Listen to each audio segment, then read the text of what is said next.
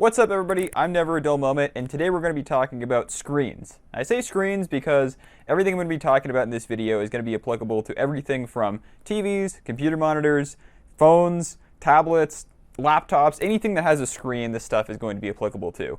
There's a lot of jargon and marketing materials and different things that often confuse people, and there's also a lot of people that are really good at doing measured tests and really in-depth testing about different monitors, but I wanted to help try and bridge the gap and explain what you really want to look for when it comes to a screen and some things that you might or might not care about. Now, there's really only about 5 things that I would say most people are going to look for in a screen that's really going to impact the day-to-day usage. And those are brightness, contrast, color accuracy, motion, and viewing angles. So I'm going to get into all of those step by step, and I'm also going to show you how you can either test those in a store if you're able to look up different videos and that kind of stuff, and also how if you get something in and you just want to tell really quickly if it's going to work for you, the things that you can look for to find those out. Now, one of the first things that I look for in a screen is brightness. Brightness is important for 2 main reasons. One of them is for HDR, which I'm not going to get super in depth on, but the other main reason is because of ambient light.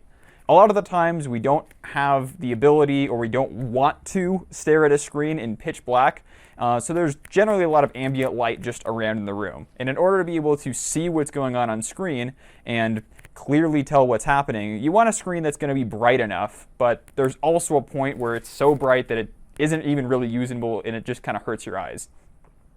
Now, the main thing I like to look for with this is putting on a video and seeing if you can actually see the screen clearly without things getting in the way. If you're able to look up on something like a laptop, a phone, a TV in a store, just watch a video and see if you're noticing a lot of lights in the store, things like that. The best thing you can do is take that device into your typical user environment, somewhere like if it's going to be in your room, if it's a computer monitor, something like that. If you're noticing a lot of ambient light that's kind of getting into the image and making it hard to see, then that's probably going to get a little bit annoying.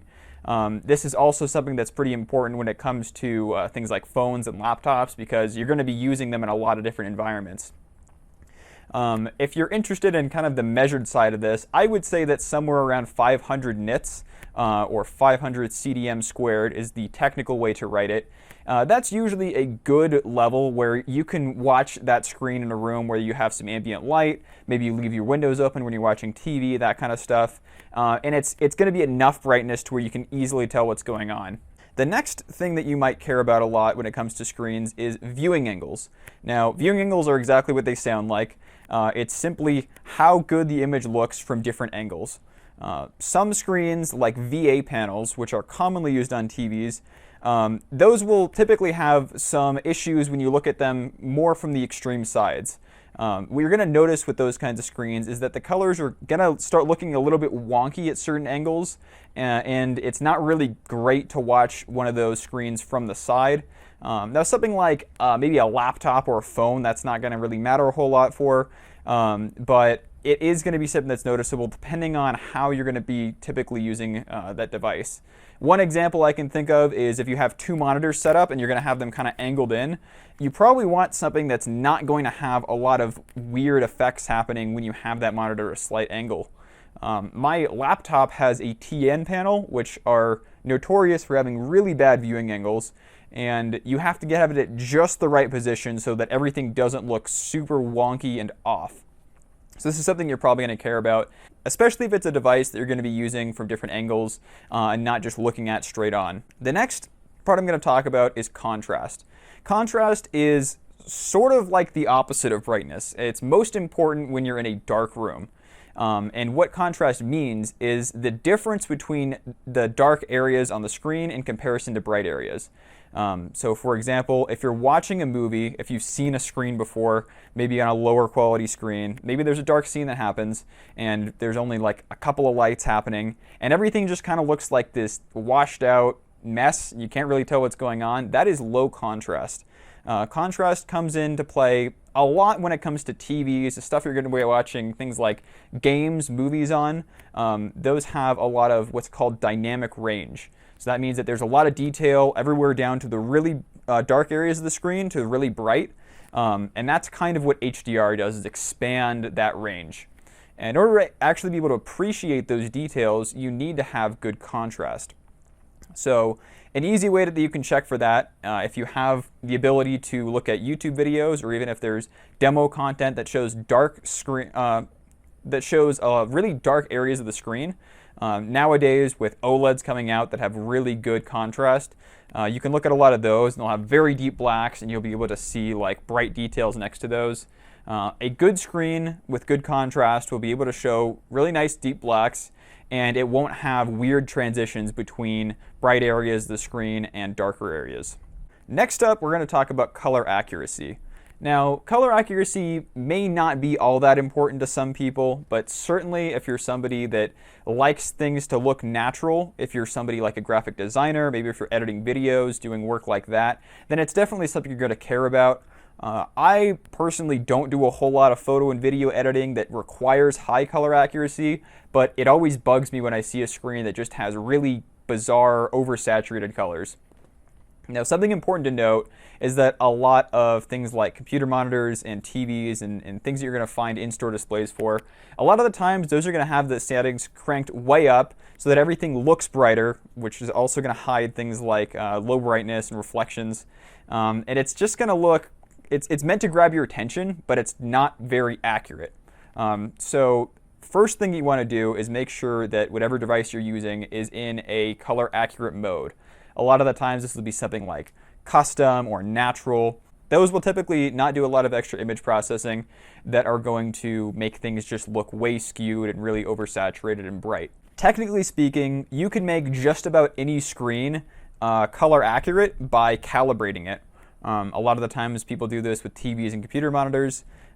So you might think that that's not all that important, but it should be noted that it does require some fairly expensive equipment, a pretty decent knowledge of what you're doing, and if you want to pay someone else to do it, you could be paying a lot more.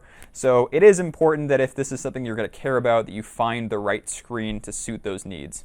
Next up is motion. Motion is really important, primarily when you're talking about fast-paced actions. Things like video games, things like sports, maybe some action movies, stuff like that. A lot of the times what people look for when it comes to this is higher refresh rate. You'll see stuff like 120, 240, 144 hertz. Those things are very common to look for when you're buying a computer monitor. And these can be really good things, but it should be noted that there's a couple of caveats when it comes to this. First of all, a lot of TV manufacturers know that people look for high refresh rates. So what I've seen a lot is that they will put stuff like motion flow or true motion, 240, 120, 960, these really high numbers. And the thing is that those numbers don't actually really mean anything because it's not an actual measured number like hertz. They can pretty much put whatever number they want on there, and a lot of the times when people think that they're buying a 120 hertz TV, they're actually getting a 60 hertz panel. Additionally, with TVs, to my knowledge, the only TVs that have a refresh rate like 240 hertz is back when they were making 3D TVs and you needed to have that extra headroom because you were flickering twice as many images on screen.